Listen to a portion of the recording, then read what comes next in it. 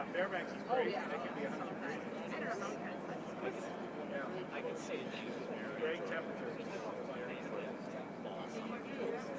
There in late August, it's probably.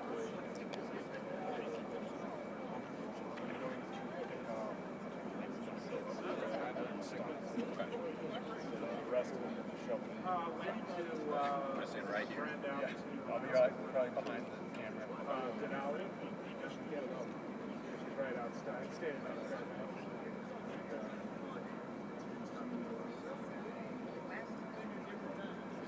And we were right at that. We didn't see it all. And then all of a sudden, on the way back, we stopped at the restaurant. We were going to the restaurant. Just gigantic. So I got have you been to? And then Mark.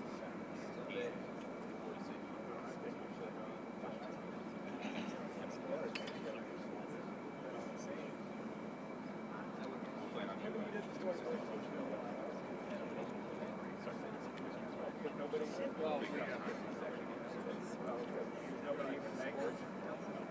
Yeah. Maybe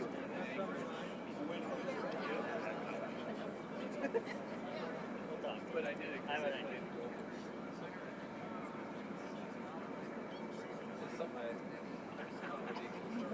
did it wrong.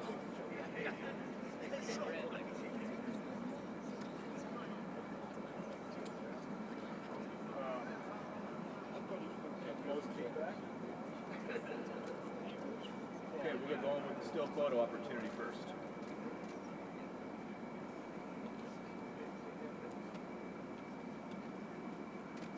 Everybody on stage.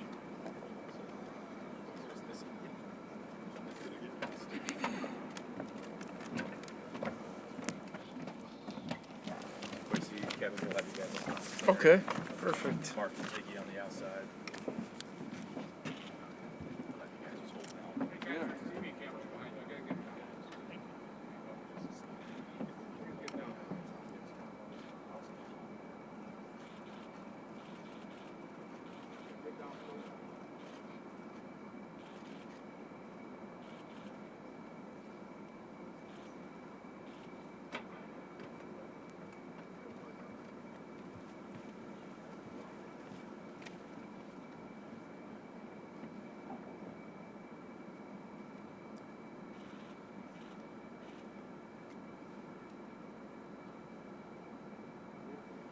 All right, thank you. You can take that. There you go. Thank you.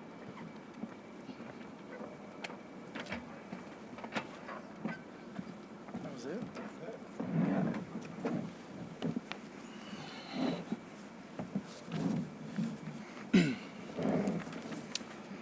Well, I'm incredibly excited to be here today to introduce Kevin O'Connell as the 10th head coach of the Minnesota Vikings.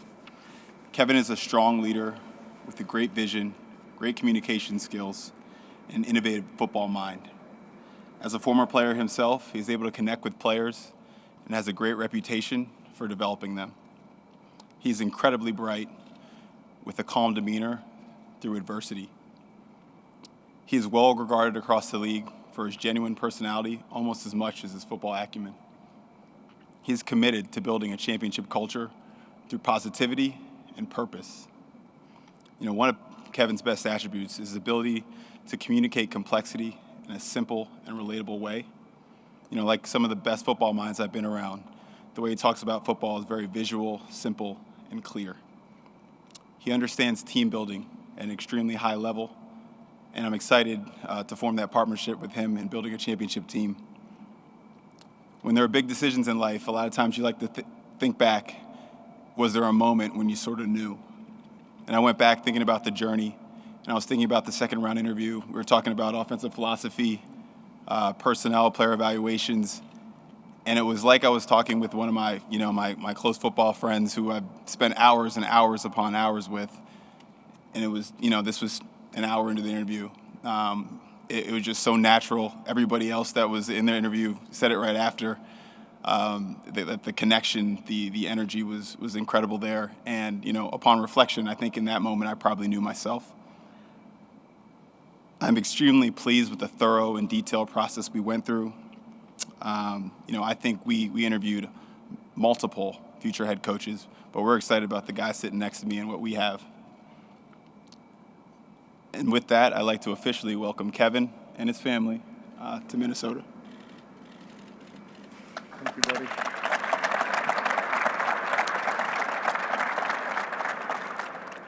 I want to thank everybody for being here today. Obviously, it means so much to have so many members of this organization, both ownership, former players, the media that will support us in what we do, coaches, fellow coaches that have come in already. It's such an unbelievable opportunity for me to be sitting up in front of you today. I'm incredibly humbled by this, to know that you get the opportunity to lead an organization that has tremendous history, an organization that's had tremendous success on the field and in this community. I first want to thank Ziggy, Mark, and Lenny Wilf, the entire Wilf family, the search committee that obviously had such an impact on me with some of the connections I was able to make very, very quickly. The entire Vikings organization, many of whom I've gotten already a chance to meet here today. It seems like such a special collection of people, of leaders, of human beings that are ready to help communicate a shared vision to everybody in this organization and help deliver that message both inside this building and outside this building. I've experienced firsthand how passionate Vikings fans are. I've been on the visiting sideline at US Bank Stadium twice, and I can tell you it's one of the hardest venues to play, especially for an opposing offense in all of the NFL stadiums that I've been to. But the stadium is great, it's special, but the fans that make up the crowd at US Bank Stadium is what will mean the most to me. Knowing just how passionate and how much they care, you care about us playing great football, competing at the highest level, and trying to win every game we play, trying to win championships here is the goal. But it takes a great fan base to do that, it really does. It takes great ownership. And I've felt connected from our very first Zoom call with the entire Wilf family, members of the front office, obviously Kwesi, and our ability to connect from day one. We'll get into that here in a second, but just an unbelievable opportunity. There's so much to there's so much to be drawn to this opportunity for me.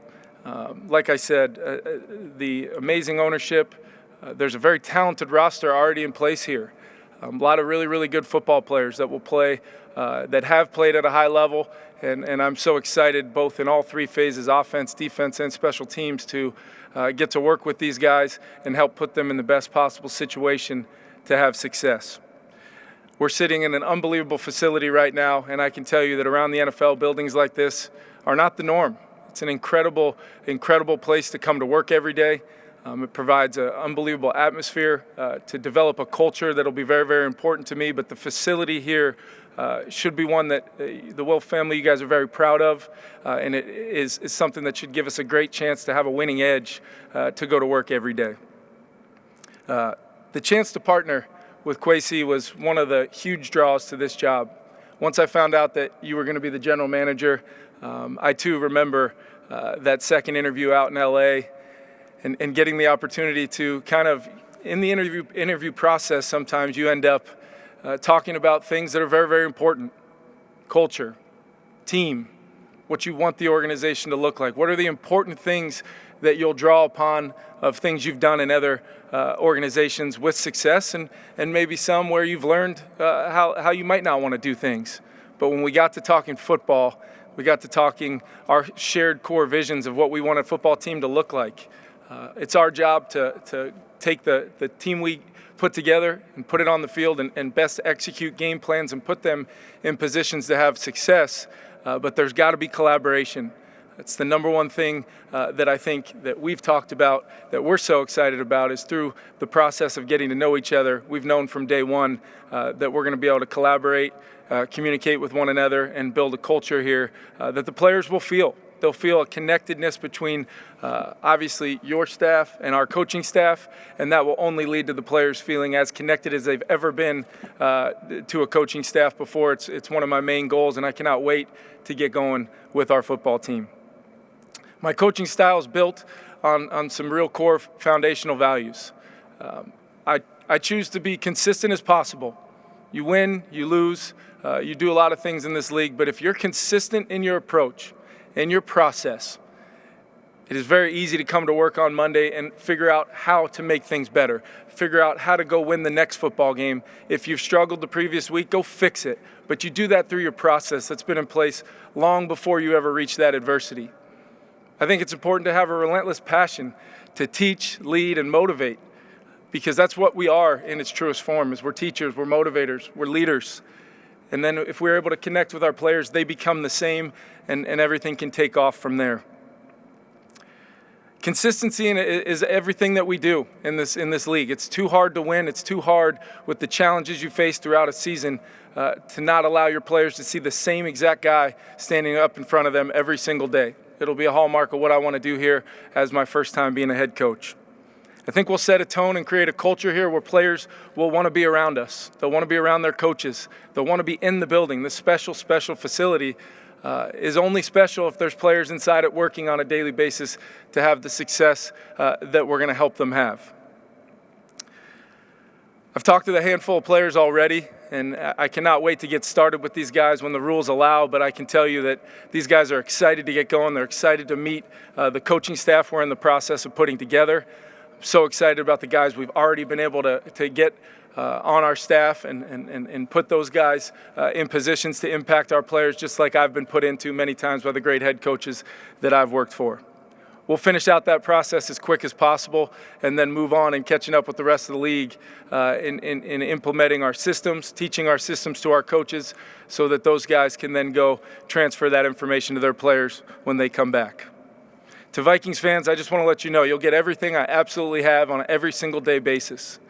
Knowing how hard it is to win in this league and having come from an organization where we were just able to accomplish the ultimate goal in winning a Super Bowl, I know what it takes. I've seen it. I've experienced it.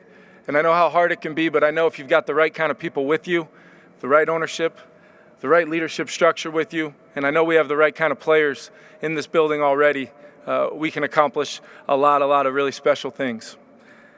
I want to acknowledge the strong history of this organization real quick. We've got some legends in attendance today. Legendary Coach Bud Grant, Randall McDaniel, John Randall, two Hall of Famers that I have so much respect for. Scott Studwell, I just spent some time in my office with, and hopefully we get him back around the facility a little bit more now that we're moving on from some of the difficult times we've experienced the past couple years. I asked him if he would maybe be part of our first tackling circuit because he looks like he can still tackle most of the guys on our roster. And then obviously Pete Bursich, who's not in here right now, but I know he's a major part of our alumni and a big part of what we want to have. We want as much of the former Vikings greats, the alumni, to be a part of what we do here. We want them back around our players. When you have such a great culture and history to an organization, that makes it all the better if you can connect both the current and former parts of what makes this organization so special. I do want to take a moment to thank the Los Angeles Rams, the leadership structure there from Mr. Kroenke to Kevin Demoff, Les Snead, and then especially head football coach Sean McVay. He's had a huge impact on me the last 2 years, but even going back beyond that, I've learned so much from him about the type of team and culture that I want to build. But he is truly a remarkable man, a remarkable leader, and I hope to bring a lot of those characteristics to our football team here that he's instilled that just helped us win a world championship. Lastly, I want to thank my family, my beautiful wife Leah, my son Caden, my daughter Quinn, my son Colton. I've put you guys through a lot the past 6-7 years. You guys have sacrificed so much, and it's led us to this day where we get to sit here, and I'm going to try not to get emotional, but we get to sit here and look at each other and know that you guys have been every bit a part of getting us to this moment. Leah, you're going to be an unbelievable head football coach's wife. I cannot wait to see you connect with not only our team, ownership, but this community. It's going to be a special thing for me to watch. My mom and dad, Bill and Suzanne, you guys have been there every step of the way. We've got to experience a lot of things over the last week or so, a lot of joy, and I couldn't imagine doing it without you guys. I love you guys so very much. Leah's parents, Kit and Becky, absolutely loved having you guys a part of this journey with us, and your support, Kit, being a former player and a coach yourself, your support has meant the world to me, and I take with me all the conversations we've had over the years. They mean the absolute world to me. Trace Armstrong, my agent, you're part of the family now. You always have been from day one. Just such a mentor for me, and such a special relationship for me as well. I hope the message of my enthusiasm and excitement comes through, but I can tell you firsthand, I cannot wait. From the moment this press conference ends, we're going upstairs and we're getting started, finishing our staff, like I said, and then we'll get to implementing all the great things we're going to do here. But with that, I think we can open it up for questions.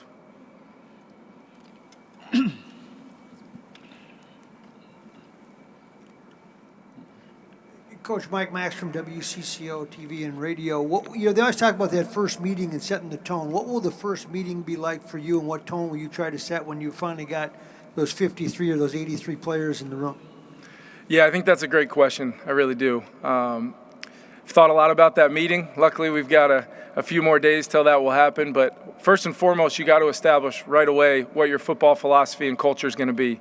I'm talking on the field, the type of team we want to be, the type of characteristics we want to have as a team, the things that matter in our preparation, the things that matter in how our players will absorb the systems that we're going to implement.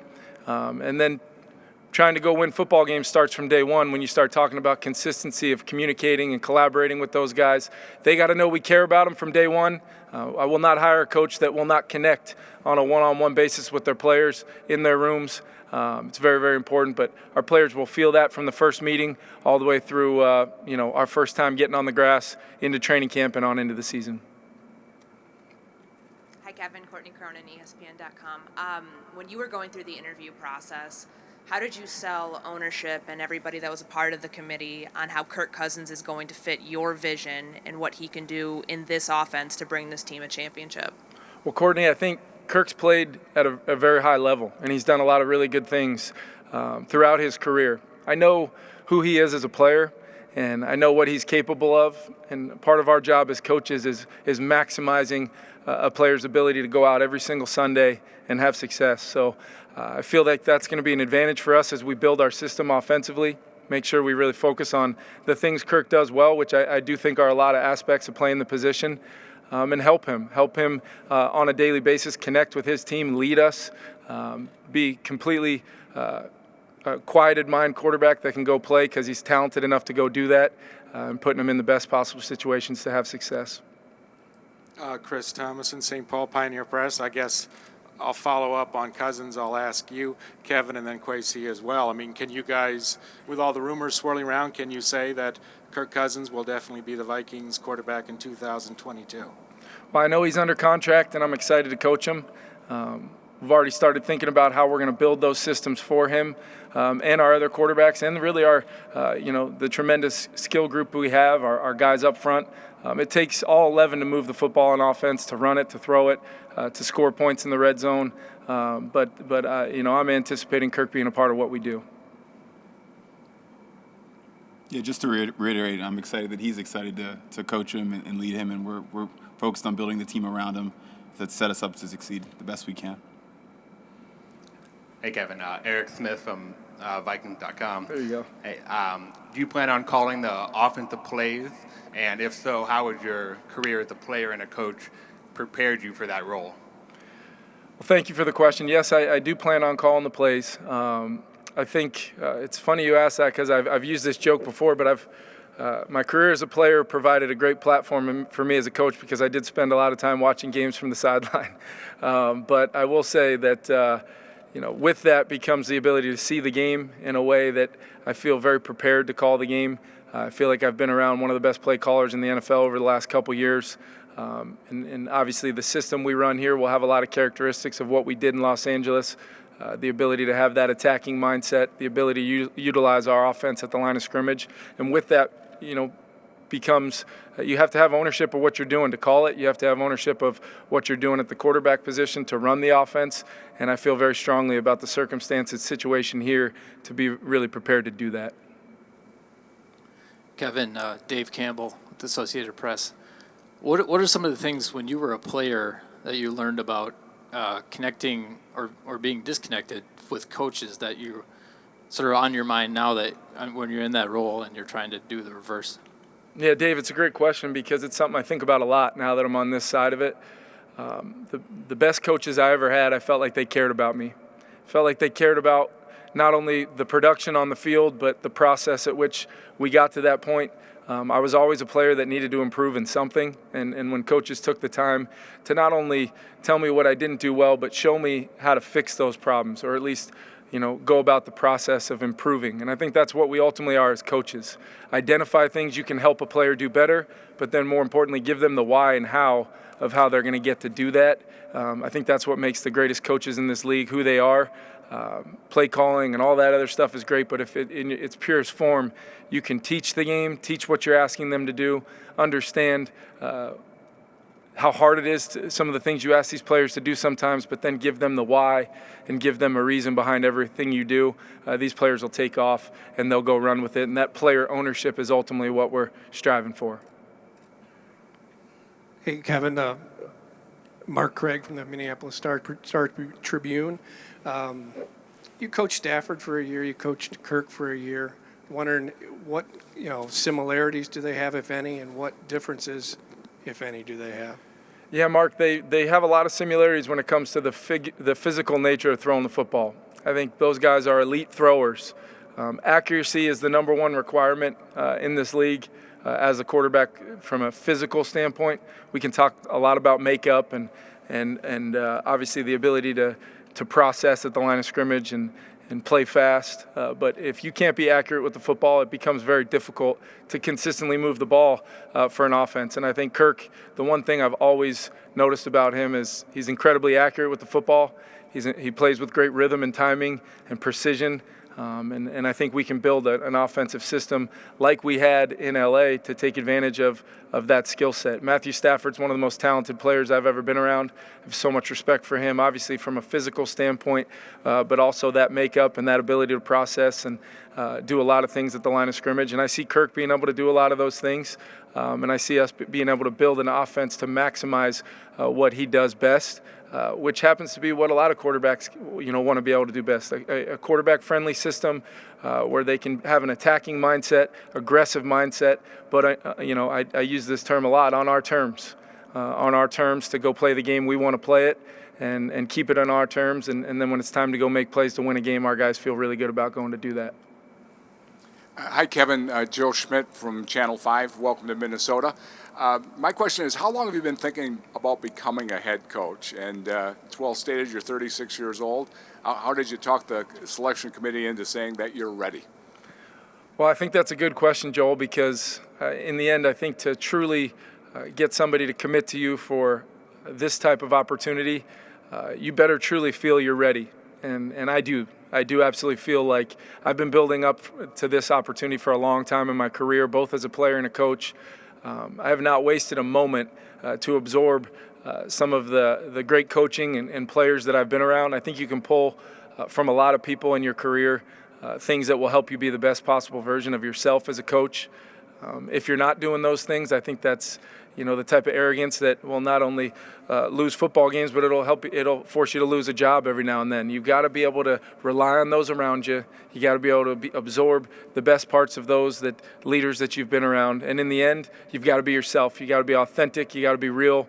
And the good thing is I believe wholeheartedly that I'm ready for this opportunity. I believe from a fundamental standpoint of teaching the systems that I want to run in all three phases will be incredibly competitive.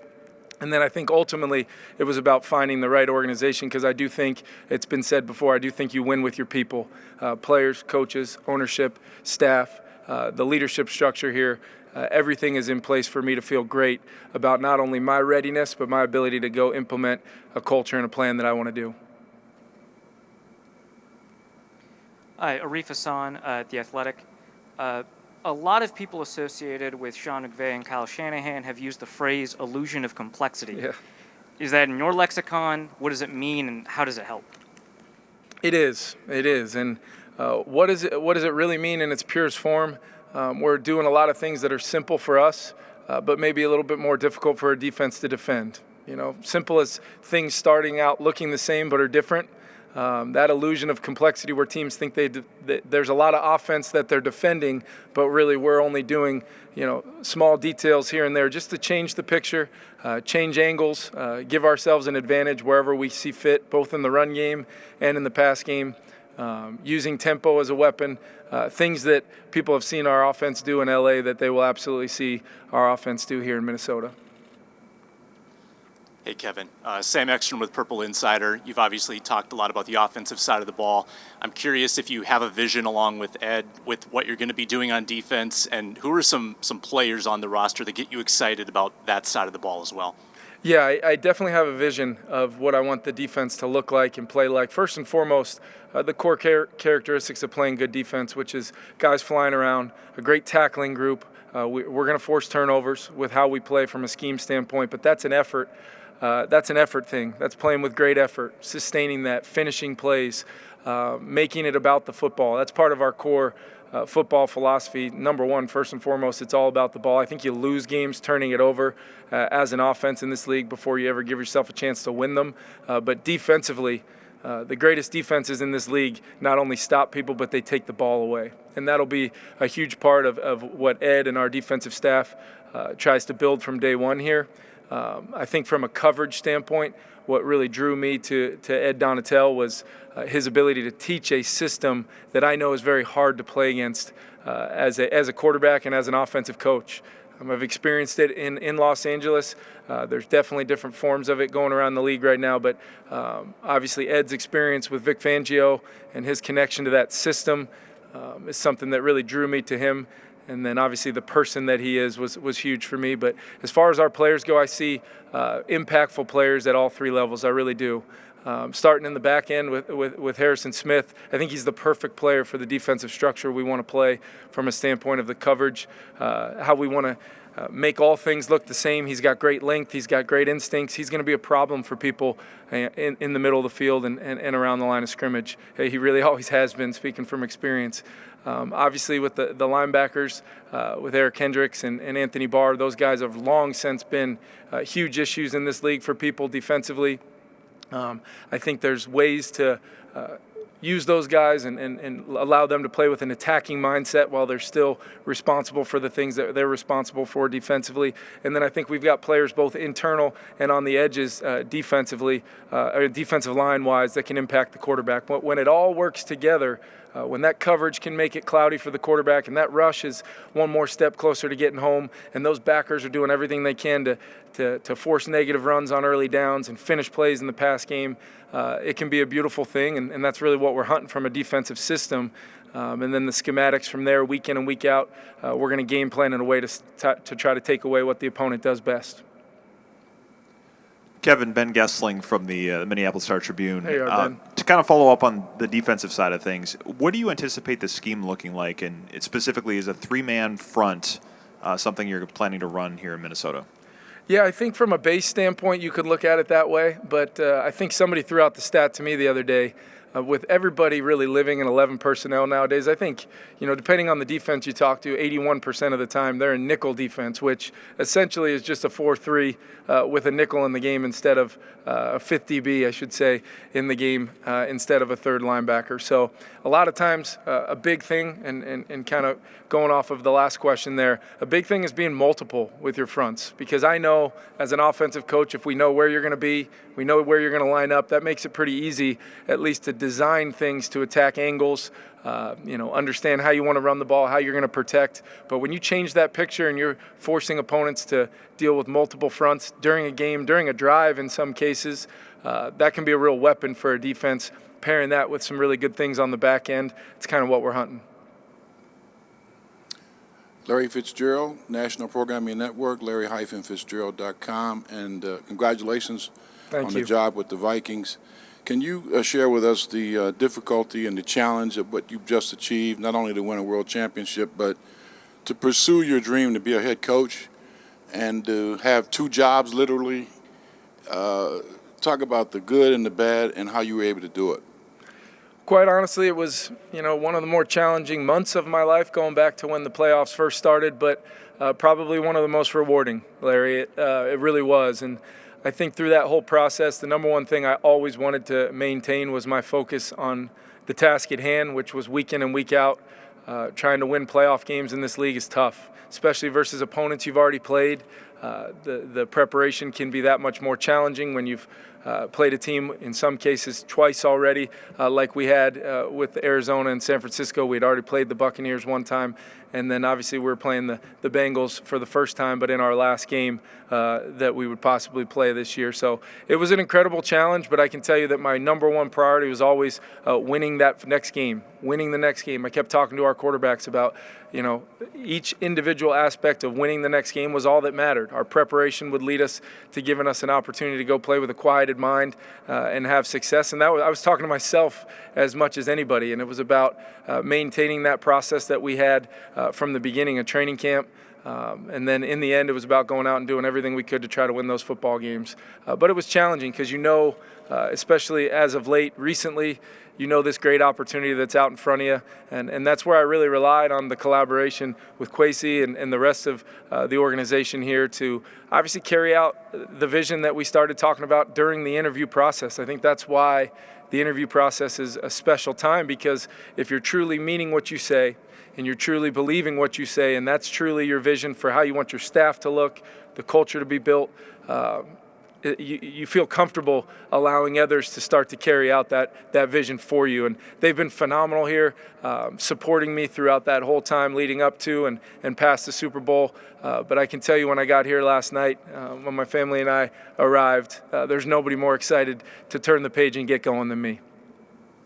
Kevin, Chad Graff here with The Athletic. Hey, Chad. When Kwesi was introduced, he mentioned that he didn't like being, kind of known as the analytics guy, even if that's followed him for a long time. But I'm just curious from your end, how do you view analytics as fitting into the head coach's role? I think it's an incredible tool that we have at our disposal. It's a weapon if it's used the right way, but you got to have people to help you. I think when you're a football coach, the number one thing sometimes that can be a challenge is dealing with too much information sometimes. And we've already had great dialogue about that. He's got a great way about presenting that information. He's had success doing it to some really, really great football coaches he's worked with, but presenting that information in a way where it can be used as a winning edge for an organization. And when we can collaborate and work together using the tools that we'll have, and analytics definitely is going to be one of them, I think we can be the best possible version of the Minnesota Vikings that we can be, combining that with some of the other things that we'll want to do as an organization. Kwesi and Kevin, I guess you talk about collaboration. Here comes the draft. Here comes free agency. Maybe you want to start this, Kwesi. How do you two work together in partnership on those plateaus? Side by side. We talk about a shared vision a lot. We talked about it through the interview process. We talked about it when he got here last night. That's what we're about. We know where we're trying to get to, and then really it's just figuring out where you are and what next steps to take to get there. And that involves him being right next to me, understanding every step of the way what we're trying to accomplish, what moves, what are the highest lever points you can take to get where you want to go. And that's what excites me the most about it. And I want to be pushed. I don't think that I have every answer. Just like the people I surround myself, he's going to be one of them. We want to push each other, come up to the best decision, build consensus, and end up where we want to be. Hey, Kevin. Dane Mizutani, St. Paul Pioneer Press. Collaboration's a word that's been used a lot throughout the process. How much do you take into account maybe the previous regime and how players felt that collaboration maybe fell short? Or do you just simply turn the page and not talk about what the past at all? Yeah, I don't really think that's something that I can spend a lot of time thinking about. Just knowing the opportunity in front of us. I think the word collaboration speaks to the two guys you see sitting in front of you, and I think doing our job for the people that will work for us, our coaching staff and our personnel staff, will be letting those guys feel that immediate connection between the two of us, which will only allow our groups to connect. And then before you know it, the players will be back in this building, and they're going to be the number one group that feels that connection and collaboration, because it really is a thing. I know the word's been used a lot, but it's being used a lot for a reason. And I hope people and fans understand that. We both believe in it. We have that shared vision. And I've been a part of something, and I know he has too, where when it's existed, a lot of really good things can happen. Hey, Kevin, Will Raggets, SI.com. You look at the advanced metrics, and they indicate that running the football is not as efficient as throwing the football. But you talk to players and coaches, and it's the physical and mental aspects of running the ball and kind of imposing your will. How do you view the importance of a successful running game in the modern NFL?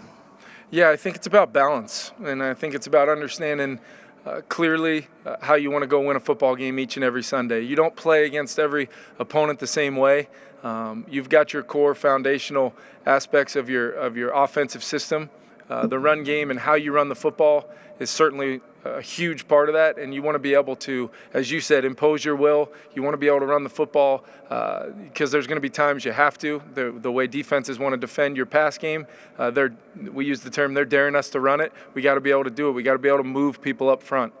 We got a really, really good running back here that we got to put him in positions to use his skill set and have a lot of success, and I feel really, really good about a plan to do that. But running the football and the marriage with the right kind of pass game is what makes an offensive system what it is. We've talked about that term, illusion of complexity.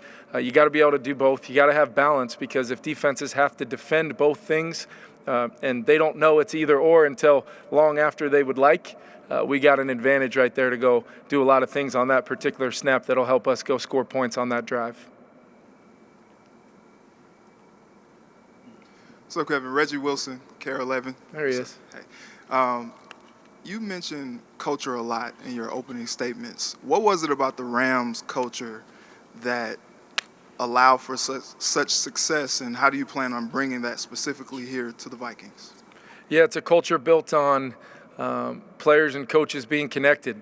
The communication that exists in that building, coach to coach, player to coach, coach to player, is second to none, and it provides a platform for everybody to feel they have the ownership of the why. That's what goes on in that building, is from top down, the why is being explained on a daily basis.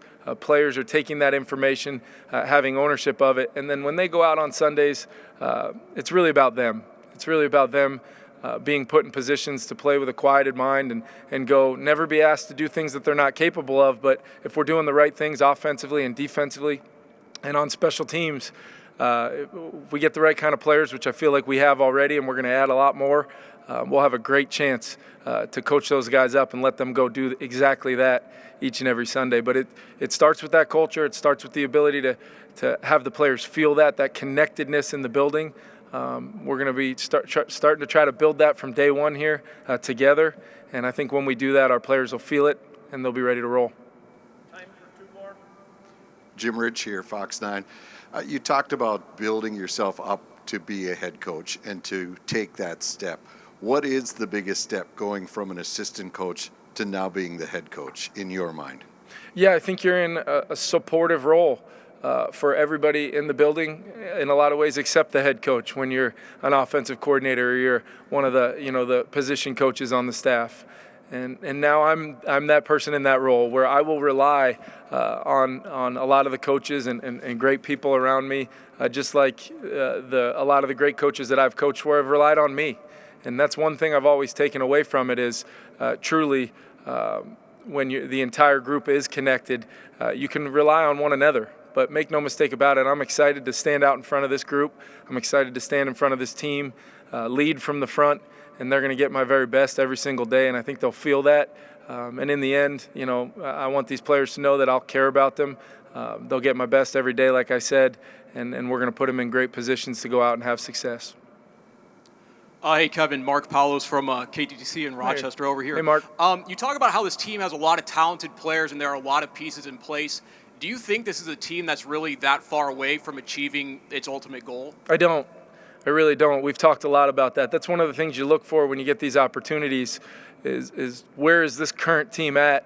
And then obviously what type of plan can we put in place to go accomplish the goals that we want to accomplish? And I think there's a lot of reasons, you just said it, on both sides of the ball that make me really excited about implementing the systems and the processes that we're going to implement that these guys can then take and run with as players. And can't wait to see the leadership of this group. I think there's great leadership on this team already, but be put in a position hopefully to take this thing over, have that player-led ownership of a team, let those guys go lead the rest of that locker room, and then I see us really growing this thing day by day together. I really do. Yeah. Once again, thank you guys for coming out. I really appreciate it, and love to my family over there. Love you guys.